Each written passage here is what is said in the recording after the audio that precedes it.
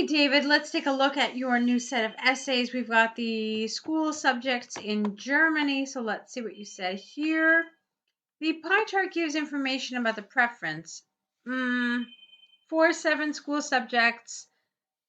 Here you needed a colon here. Physics, biology, information technology, history, maths, geography, and physical education in Germany in 2017. Okay, fine. Overall, the most popular subject is physical education, whereas information technology was the least popular course. Although maths and physics were moderately popular among German students, courses such as biology and geography were unpopular. Okay, that's fine. I don't even think you needed to add all of this, although I can understand the temptation to do so.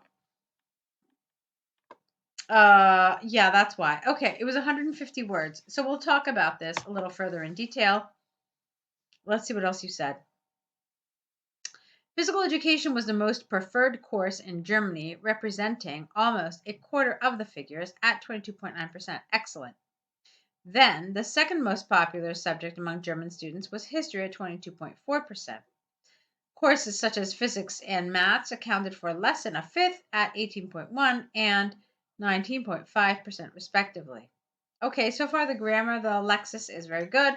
All that is well controlled. Let's take a look at the rest. The rest of the courses reached proportions under 10%. Excellent.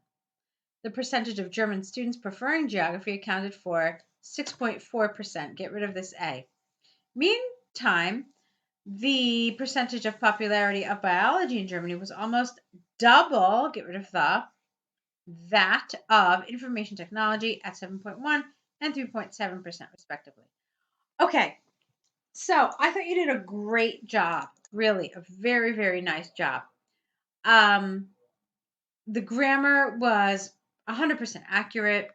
The vocabulary, the language you used, all that was really, really good. I mean, there were just some minor errors. I can see, though, that you struggled with how to extend this so that you would reach the 150 words. Remember that you don't 100% need to have 150 words. Like, nothing will happen to you if you have fewer than 150 words. But generally, it is a good rule of thumb that if you're aiming for high score, you probably want more than 150 words. You're not going to be penalized, but still, better answers will have a somewhat higher word count. So let's talk about where you could have done that. You did some really good grouping. You did some really good kind of extension of this. Like here, for example, the rest of the courses reached proportions under 10%. That was exactly what you need to be doing. It was perfect. Here, however, I thought you could have done a little more, and you probably could have added an extra sentence here. So starting here, you said that, the popularity of biology in Germany was almost double that of information technology. I think it would have been really interesting to say what the difference was between, look at this, IT at 3.7 and PE at 22.9. So that's like a sevenfold, no, maybe it's a sevenfold, maybe it's like a sixfold difference. So that's huge. So I think that's the kind of information that really is interesting here. Do some quick, like elementary school math, and you'll see what that difference is. And I would have ended with something like that. Therefore, the least popular and the most popular subject had a sixfold difference or had a sevenfold difference, whatever the math works out to be. I'm not really entirely sure. Visually, I just can't figure it out, I'm afraid. But there were other things like that you could have done here. Like here, for example, I thought you could have done a little more with this paragraph. It just like you took the top 4 and you just went down the row. I thought you should have done maybe a little more. How can I say this? I think you should have used a little more maybe critical thinking here. So physical education was the most preferred course in Germany, representing almost a quarter of the figures at 22.9%. The second most popular subject among German students had only a 5 difference. Okay. More specifically, it was history at 22.4%. Therefore, the top 2 courses made up almost 50% of the most popular courses. So just adding that together and really highlighting and emphasizing what the 2 of those together really mean. I mean, you can see it visually here. It's right there. History and PE, they make up almost 50% of the chart. In fact, just looking at it, you can tell that the 2 most popular and the 1 least popular make up 50%. So that's another thing you could have picked up on and added here as like a conclusion. You don't need a conclusion in IELTS, but there are some tasks that kind of lend themselves to conclusions. And if you were to say something like that, I think that would have been a lovely conclusion because you did state the overview here that, this was the most popular, this was the least popular, so that's fine. But then if you wanted to end up with something like that, so, the top 2 plus this equals 50% of the chart, I think that's an interesting thing to say. So that's what I would have done. These are the kinds of connections and comparisons that you can make to really show good development and really rich kind of topic development of this.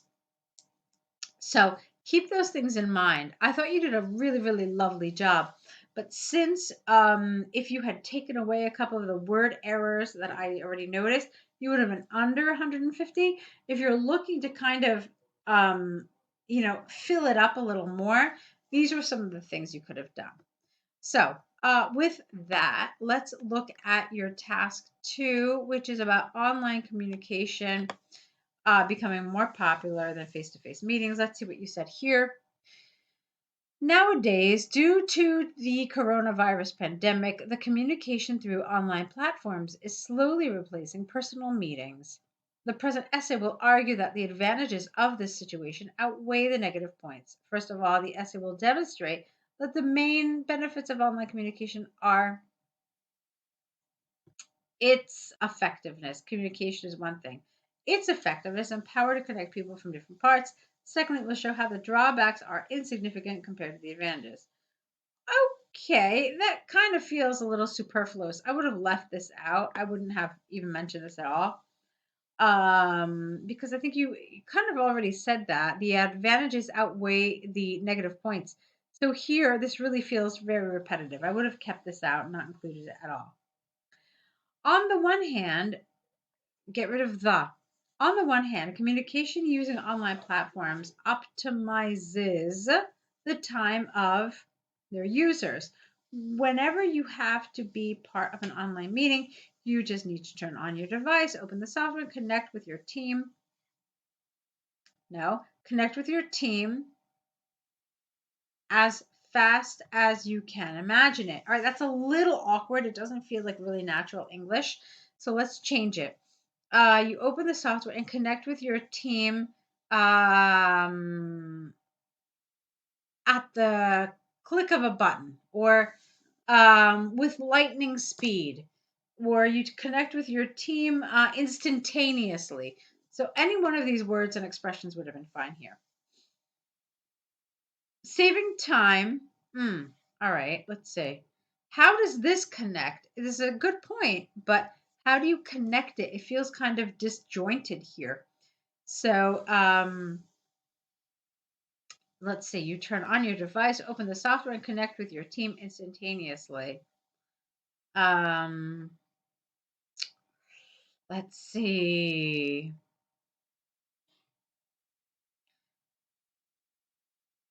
Optimizes the time of their users.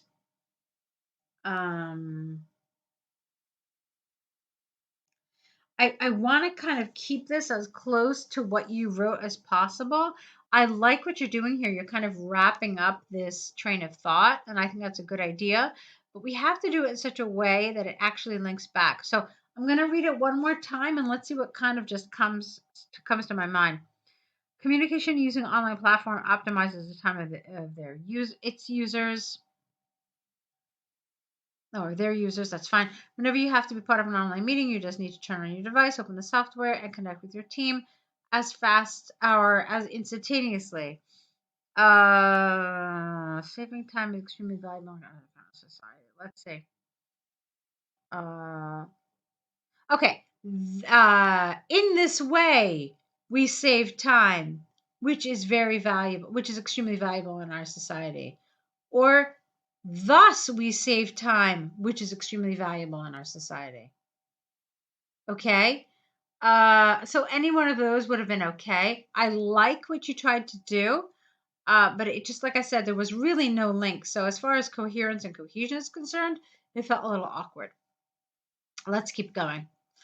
Moreover, you can be connected with people from multiple cultures without having to travel. The evidence shows that students are learning new languages more easily and faster because they can interact with native speakers using online platforms. All right, careful. This is about work. This is not about education. So make sure that any examples or main ideas that you point out are related to work and are not off topic, okay? All right, moving on. On the other hand, some people suggest that the main negative point of the online communication is the human is that human interaction will eventually disappear. However, this is not the case since the virtual world can even improve human relationships. The clearest example is how important Skype or Facebook have been during pandemic times. If you were sick because of the virus and needed to be isolated, these platforms maintain no. These platforms kept you connected with your loved ed ones without putting them at risk. Okay, I like this paragraph. I have some comments about it. The first comment is that you're supposed to be talking about work. Okay, we're talking about work communication. Okay, workplaces, online communication, face to face meetings. So you really don't want to be bringing up examples that have to do with people's personal lives. So what you could have done is you could have altered this to be talking about a work situation. So, in other words, work doesn't fall behind because we're in quarantine, because we can work from our homes, even if we're, like sick and struggling with COVID. So that would have been more appropriate here. The other thing is that this is what you actually support and this is what you're refuting. So this paragraph should have gone first because it's the weaker argument of the two. So what we tend to do is we put the weaker argument first, we put the stronger argument second, we put it closer to our conclusion. This is what we actually believe, and this is what we want the reader to remember when he or she finishes our essay. So I would have reversed these paragraphs and I would have made the changes that I suggested to this. Let's take a look at your conclusion. In conclusion, by using online platforms, you can manage, careful with your grammar here, you can effectively manage your time and meet a lot of people from different countries. Furthermore, these advantages clearly outweigh the unfair statement arguing that online communication can negatively impact human interaction. So word order and grammar there. I want to remind you of something. Because this is talking about workplaces, not everybody's workplace deals with different cultures. I mean, maybe yours does. I mean, mine does, but not everybody's workplace is kind of intercultural and international in scope. So maybe you could have left this part out and said something else. Maybe you could have said something like, in conclusion, by using online platforms, you can effectively manage your time and keep in touch with those you may not have physical contact with. All right, this way you're keeping this kind of international thing out and you're making it a little broader and a little more general. I think it would have been a good choice. So, David, I actually really liked a lot of what you wrote today. I thought you did a really lovely job, both here and in your task one. As you know, I'm focusing on errors because we're looking at details here. I'm trying to see how we can take this from being a good essay, a really solid essay, and taking it into becoming a really, really high scoring good essay. So that's the goal here. We're looking at details. That's why we're doing it the way we are. You have a lot of information here to kind of chew and digest. So let me know if you have any questions. You've got another set coming up. So let me know if you have any thoughts about this, and I'll be looking forward to your next set. Good luck.